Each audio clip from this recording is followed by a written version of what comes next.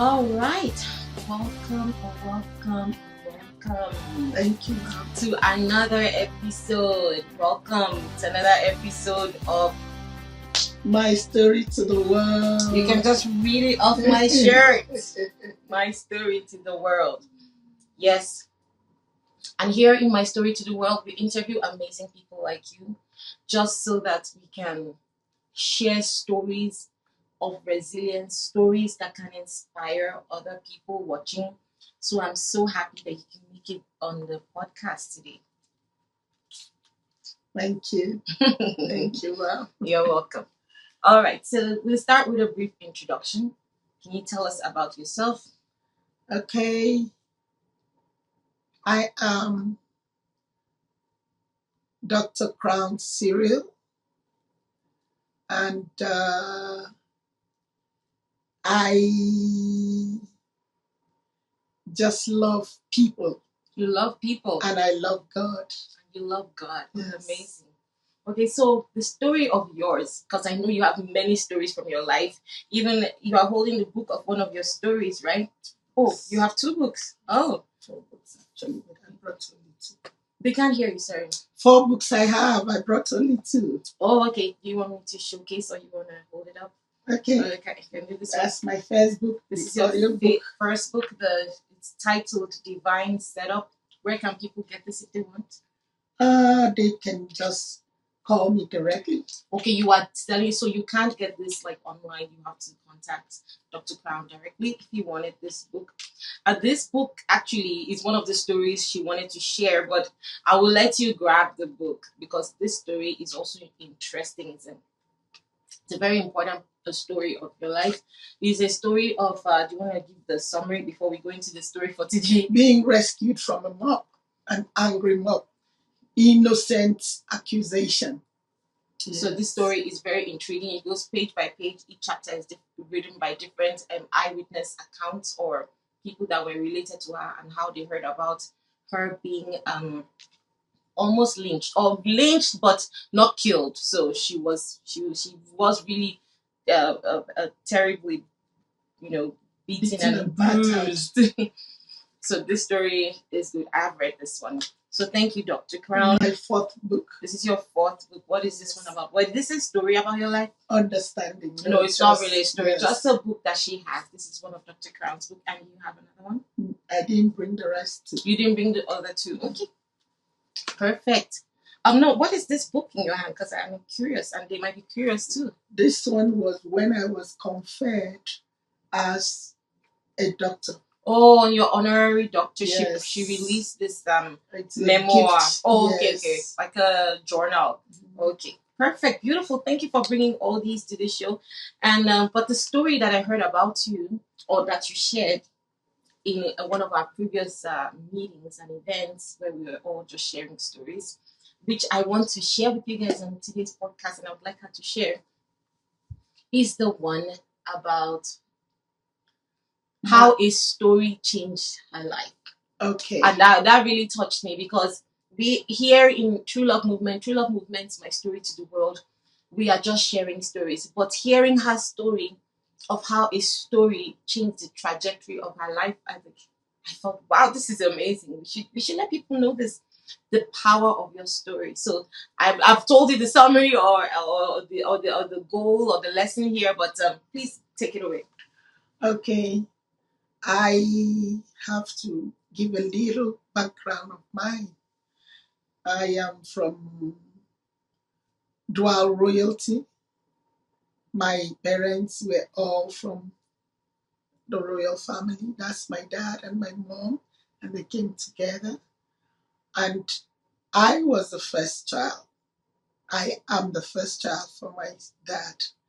And so when we started out life, our dad used to instill so many virtues in us. And I thank God for my background. Then what happened was, one day he just called the 3 of us then. My mom had many children, but we were 3 then. And he asked us, what do you want to be in future? You know, I used to admire medical doctors. And so I said, I want to be a doctor. because I was the first, and he asked me first. And so he asked the second, and she told her own story. She wanted to be a barrister, a lawyer. And the third, a guy, he said he wanted to be an engineer. And that was how we started out life. But in the journey of my life, I just found that I had passion for music. I just love music. I thank God for people like Christian Esin Ibokwe of Blessed Memories. That was where I would have been. And so when I graduated, that's we call it secondary school, I wanted to go in to become a show person, sing, touch the world. My mom said, you will be in the television, and the television, everybody owns it. You'll be exposed. I don't want that for you. Well, as an obedient child, I heard her. And so she said, what is it? You have very great scores. You come along with me. Eh, let's go. You have a very nice, lucrative teaching job. And that was how I went. So she didn't want you to be an artist, she wanted you to be a teacher. Yes, yes. She said the artist thing would expose me to the world, and she didn't want, anything. Then people believe that those in the showbiz, people will attack you if you're famous and all those things. And because she cherished her daughter, yeah, she did not want me to go that way. And why that happened was actually because then we had only 12 states. And 12 states in Nigeria, yes, back in Nigeria. And 12 states, my state had no television then. It was Cross River State. It was only in Imo State that there was television. So that would mean me leaving the house, going over there to move with people like, I don't know, Bala Kalano and then the rest of them to be, Christian Ebukwe was there, Essien Ebukwe. So that was her fear. So I listened to her. And she now... Wow, we've come a long way in technology. I'm sorry to interrupt. No problem. Because I mean, like, we no TV in your state to everyone having a TV in their hand. That's amazing. So I followed her to the headquarters, Calabar, then, because we were living in New. This is now the teaching headquarters. Yes, Calabar was the headquarters of Cross River State then. Okay. Now we have 36 states, and my state now is Akwa Ibom State. Okay, it was divided. Then we were together. So you have to go to the headquarters to get things. So incidentally, she also was a contractress to the then P&T, Post and Telecommunications. So she now said, let's go together. We'll go to the headquarters. You will get your, whatever employment paper and everything. So we set off. We arrived. The trouble in Nigeria, the challenge in Nigeria, power failure. They demanded for a photocopy of my certificate, which I didn't have a previous knowledge to carry along. We went to this place to photocopy. No, there was no power. We went to the other place, no power, like 3-4 places. Then she said, please, let us go to P&T, Post and Telecommunications. Let me go and collect my money, the contract I did for them. Who knows, maybe there they would have a photocopying machine, and then you can do your stuff there. So that was how we went. And arriving there, she kept me with the receptionist and went to see the boss. The boss then was Engineer Okoli. So they did it, and by the time she finished her transaction with him, the man, a very courteous, humble man, was seeing her off, and then saw a pretty young girl joining her mother. He said, who is this? He said, that's my daughter. Why did you keep her here? He said, well, I actually brought her and told the story of how we've been looking for a way to photocopy my credential. He now took the credential and looked at it. By the time he saw all my A's in the science subjects, he said, the whole 12 states in Nigeria, they are giving scholarship to people that can go to study engineering. No, no, no, no, no. This girl cannot be a teacher. So that was how I moved from teaching that I wanted to become to engineering. The man had to sign my papers, sent me to the personnel. Everything was done. To cut the long story short, I was one of the pioneer people because every state had 100 people. I was the only girl from Cross River State, Akwa Ibom and Cross River was merged then, and we went to Lagos, the headquarters of the capital city of Nigeria then, to go and do a 3-year intensive course in engineering, telecommunication. So by the time I arrived in school, I didn't know God had a special package for me. My background, we were Catholics, and so we were moralists. The upbringing is good for parents. When you start the day with prayers, and in the evening you end with prayers, acknowledging your God. So I believe that I was already in heaven in Catholic. So, and then towards my final year, was it the first year?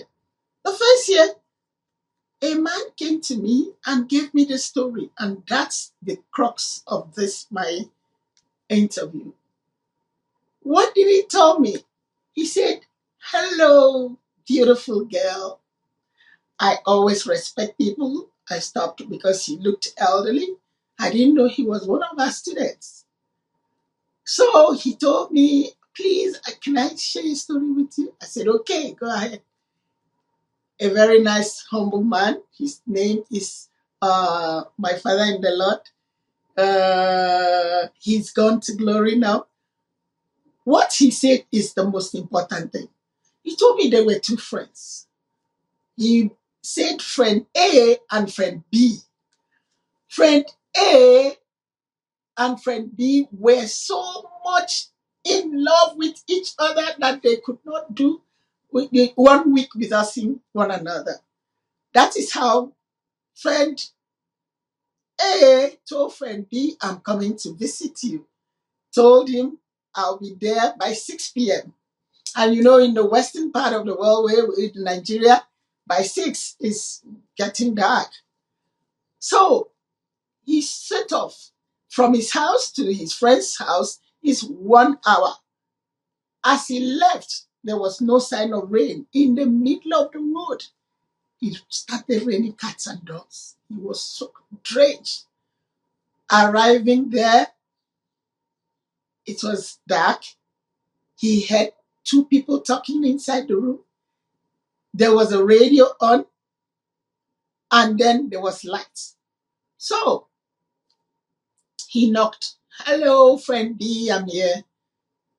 He said they kept quiet. They didn't talk again. He knocked again. I am your friend A. He said they off the radio. Finally, he knocked. It is me, your friend A. It's off the lights. So he now stood there. He said, well, if you don't want to open the door for me to see you, I will stand here. I have been soaked in the rains. I thought when I come, you make me warm and you will, So that I couldn't allow him finish. I was so mad. I said, friendship is not by compulsion. What is it? Into hell with whoever it is. He said he was there. And he turned and looked at me. You are the friend B. Jesus is the friend A. That was how I started. I said, what do you mean? He said, Jesus has been knocking in the door or corridor of your heart, asking you to allow him in and you refuse. Are you born again? Have you accepted the Lord and Jesus as your personal Savior? He now came to tell me the story of salvation, that Jesus died for everybody. No matter how nice and good you are, trying on your own, you cannot do it except you surrender. That was how I broke down. And I said, please, I'm ready. You were crying? Yes. I accepted the Lord. And do you know, as a small girl, I didn't even know exposing yourself can make any man aroused. I never had only 2 gowns when I used to doing my laundry. And, so it now dawned on me, just like what happened to Adam in the garden, discovered he was naked. So I you had to discovered you throw were away, naked. yes, I threw away all my trousers. And now, But I think maybe modern churches like Christ and Mercy and other churches where contemporary churches were not available then. So the only expressions available then were the conservative expressions where you had to cover like my Assemblies of God that I joined. Yes, then. So, and I was always wearing bomb shorts. And as fair as I am, and no. So that is how the Lord touched me. And I started. And I thank God I finally concluded. In fact, I was the best in my class. I was asked to go to either Sweden or Belgium to study further. I refused because I said I've spent 3 years already. I want to go back home to my parents. I felt I was still young. I was 21. So I said, no, I'm going back home. And, with my degrees, because while we are in training, when you have a school set, they will give you level 4. I don't know what that transferred, but they were giving us level 5 in training. So I had money to spoil my parents, sending gifts every now and then. So while you were studying, they were paying you a salary while you were studying? Yes. That's amazing. Yes. And so by the time we finished, they gave us level 7 as a plant officer and engineer. So we were the ones that manned all the communication system in Nigeria. That's until NET came. Now becoming, now we have Nitel and all that. So that's the story. That's amazing. So what I wanted to highlight in that is that the man was telling you a story. Yes. And then you had a whole change of your outlook in life. Yes. Your whole life changed. You went to start looking for new clothes. Yes. You started having a change of heart. And in fact, that new clothes, it was the fellowship. He introduced me to a fellowship. The fellowship gave me gifts. I found a new family, and that made me to mellow down to study, because that first year I don't think I did very well. I was always going to parties. I never read. My head was hot. But then, knowing Christ, I became humble. Wow. And I was just focused. Wow. Like, I'm just so intrigued that someone sharing a story could, like, how powerful is that? I mean, how do you think, like, just if you hadn't listened to that story, like someone might be listening to this podcast now, I don't know if you're getting inspired or you're having a change of heart, but did you know that stories could be that powerful in changing people's lives? I never knew. I just know you have stories.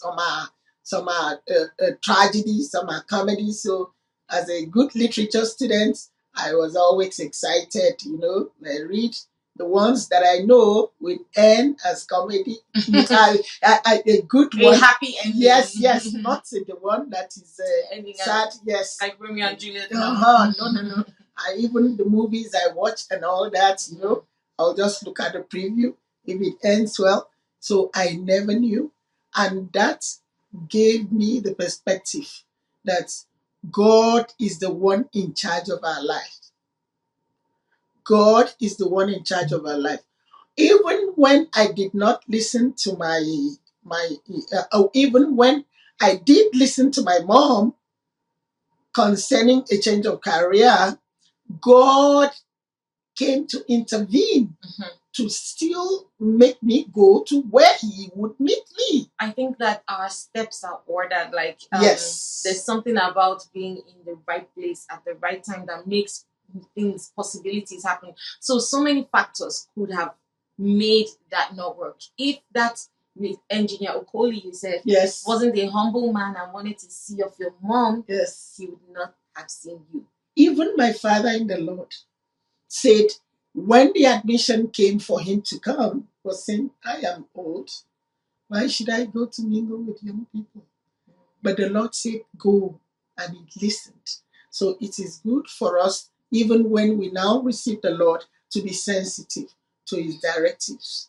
He said, you will hear a word say unto you, go ye, this is the way, go ye in it. So God is the one leading us. Yeah, I believe that. Yeah, our steps are always like divinely ordered, and nothing is by chance. Don't think your life is by chance. I don't think my life is by chance. Like, every experience and there's something they say, every moment led you to this time, this current place. Every missing, like every dot, like plotting the graph of your life. So yeah, even my dad, because when I told him I would be a doctor, I did not say medical doctor. But I thank God that, when my immediate junior became a lawyer, he said, you told me you'll be a doctor. And now you're now engineer. What are you talking? You can also go and become a doctor.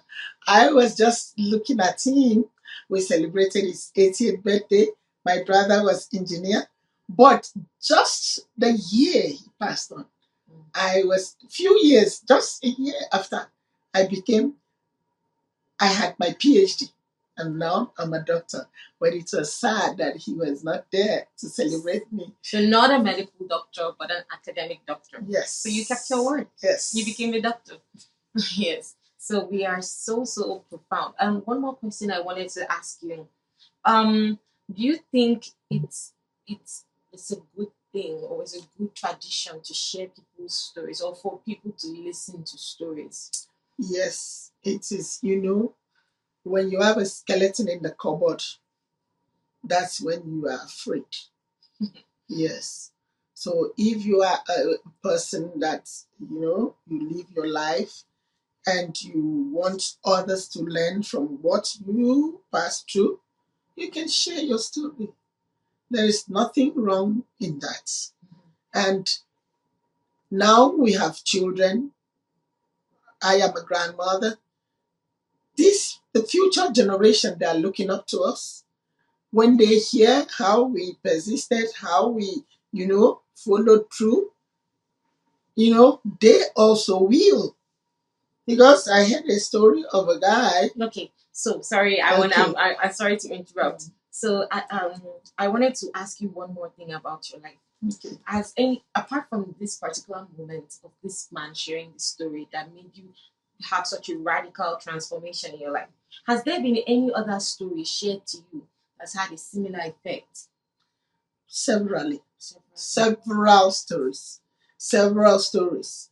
I'll just stay in a meeting or even in church, and the man of God is ministering and is sharing his story, and I will now start something, Like in those days, I used to live, I would call it a careless life as a Christian. But when I saw somebody will set an alarm to be saying, praise the Lord every time, even my father in the Lord, I mentioned his name here, Dr. David Oyedepo, he said his friend visited. I'm sorry. Okay. You said father in the Lord before.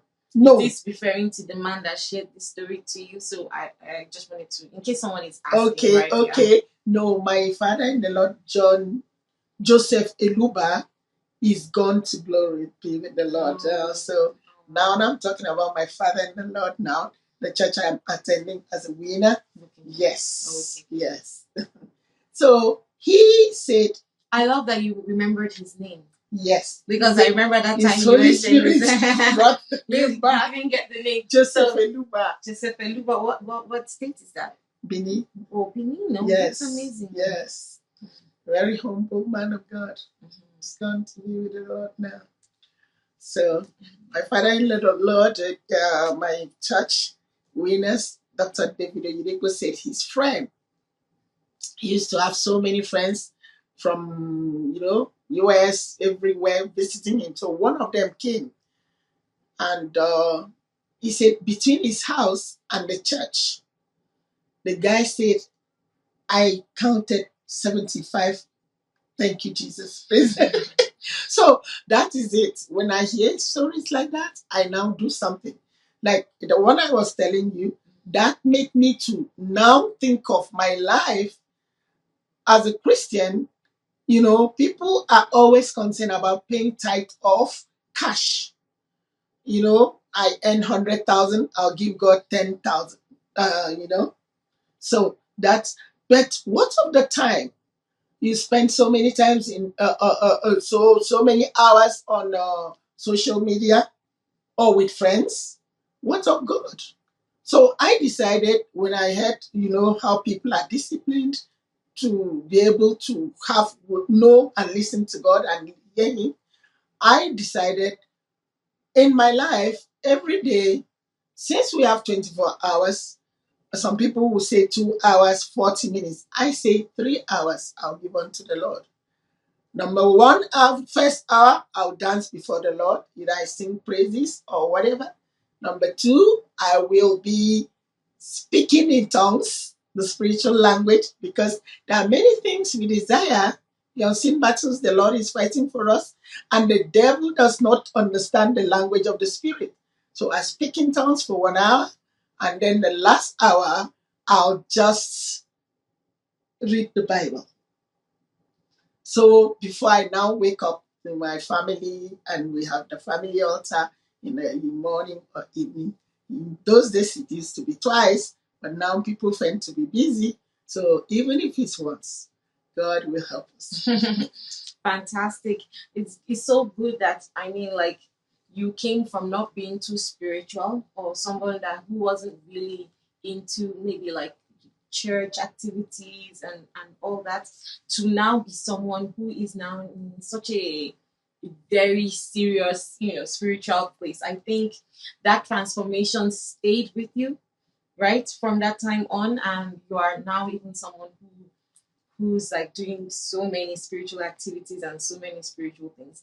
Another thing is a story changed my life is I was before an Assemblies of God person. So when I heard a lady ministering, and I knew I had the call of God, because the Bible says that the first child, any child that opened the womb, belongs to God. And I'm the first for my daddy. And the Lord has been telling me, I see revelations I cannot share. There was once that I saw a giant. The palm of his hand was like a big tray, and an ant was inside there. The ant was always going to the edge of the hand, and the giant was looking at it very lovingly, about to fall. I don't know how I reached to see the palm of the giant's hand, but what happened was I was annoyed. Why is he admiring this ant? Just use the last finger and kill it. And the Lord said, you are the one I want you to be in the center of my will. That was how I was called to Why did you have violent thoughts towards the ants? Like the ant was stubborn. They put it in the middle, and the ant was always going to the edge. So because the ant is stubborn, it should be crushed. Oh my! Because a violent. No, I was annoyed. First time they put, and it's still going. Second time it's still going.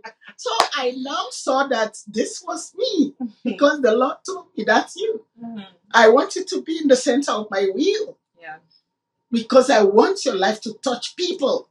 That was how I answered the call of the Lord. Even as I answered the call of the Lord, the devil battled for me being trained. Because I knew Jesus did not just come and started preaching.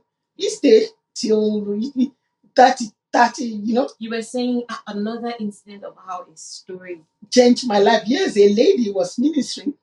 And when I heard her story, I said, "But wow, it's like God is leading me to. I can do this too." Yes. That's so inspirational. That was how the Lord gave me that revelation. And by the time He confirmed that you are that one, because you've been distracted by many things, I want you in the center.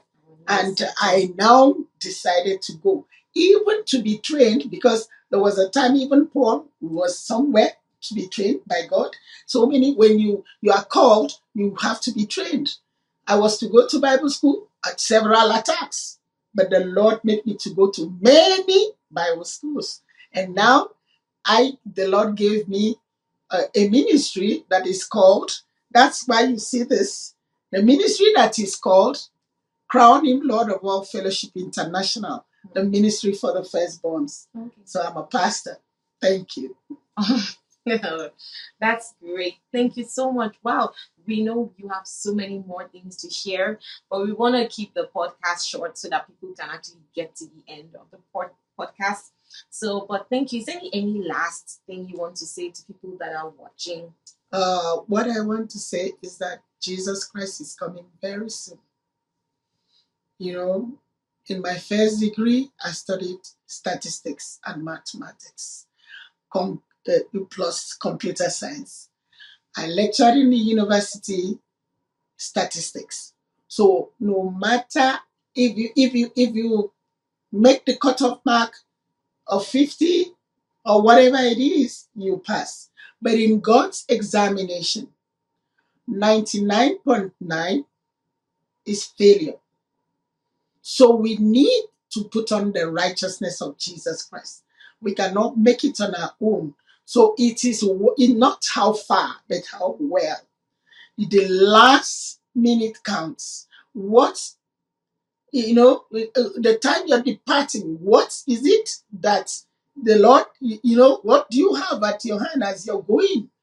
Because the rapture the trumpet can sound anytime, and the rapture, I know my mom of blessed memory said she didn't want rapture.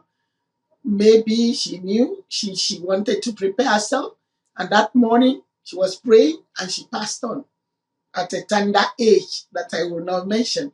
But what I'm saying is Jesus is coming soon. So we should live our life. Our vertical connection to God should be okay. And then our horizontal relationship with people should be okay.